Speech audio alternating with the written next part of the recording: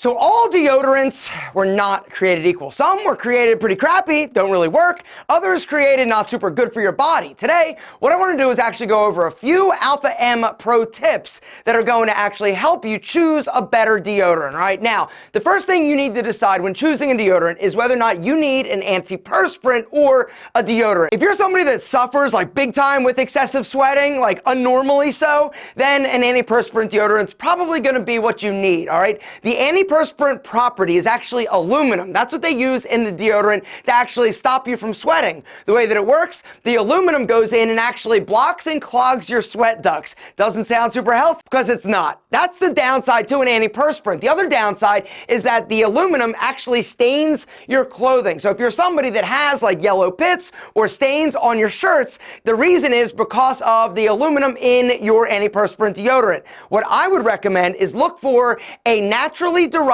deodorant. There's been a lot of research that's actually starting to come out that's showing that a lot of the products that we're using in terms of grooming are really bad for our body, including the ingredients, right? Things you want to look for in terms of not having is sulfites. It's a salt, not good. Parabens, not good. Aluminum, in my opinion, not good. Silicone-free, baking soda-free. Like, there's a lot of things that come in normal standard deodorants that aren't great for our body. And so what I recommend is look for something like the Pedro Super Fresh Deodorant. We've basically stripped all the bad stuff out, but it works incredible. That's one of the old problems with a lot of the natural deodorants. You'd use it, you'd smell okay for a second, but then it didn't work. And that's the reason why it took so long and so many formulas of deodorants to land on a perfect formula. It took way too long and was crazy frustrating, but we finally nailed it.